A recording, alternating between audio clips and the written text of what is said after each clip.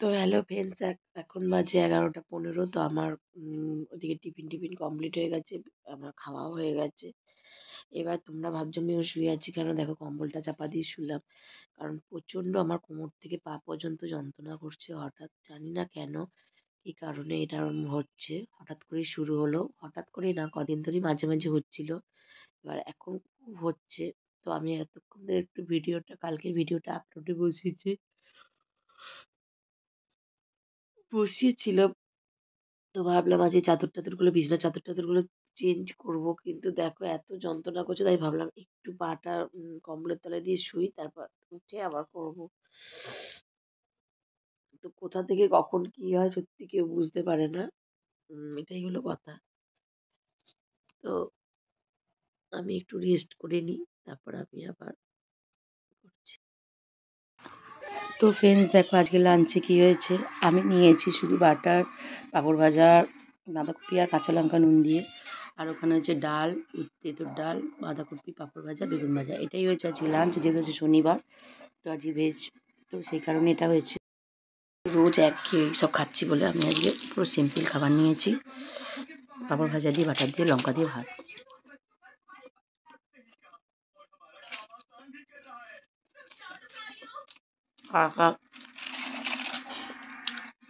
Veg ভালো লাগে অবশ্যই কমেন্ট করে জানিও।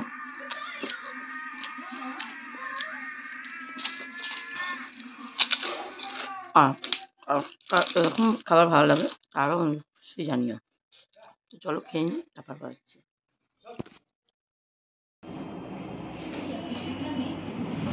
তো দেখতে পাচ্ছ আমি আবার চলে এসেছি আজকে মোমো চিত্তেতে। এলাম আজকে একটু কোল্ড কফি খেতে অনেক ইচ্ছা করছে, যেহেতু একটু হালকা ঠান্ডাটা তো পড়েছে। তো ওর জন্য একটু কোল্ড কফি খাবো। কোল্ড কফি খাওয়ার জন্যই এসেছি। আসার সময় সুপ্রিয় রেস্টুরেন্ট থেকে কী নাম ওটার, চিকেন ড্রামস্টিক এটা খেলাম। তো এখন এসে কোল্ড কফি আর ফিশ ফিঙ্গার খাবো, খেয়ে বাড়ি যাবো।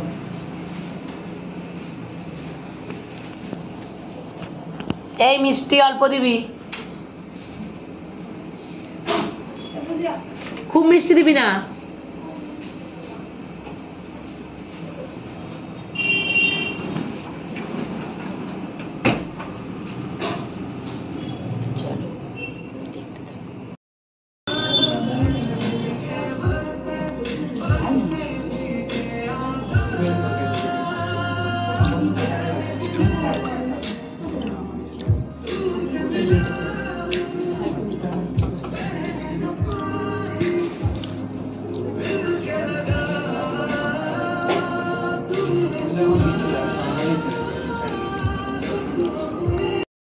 মোমোচিত্ত থেকে চলে এসেছি এখন রান্নাঘরে।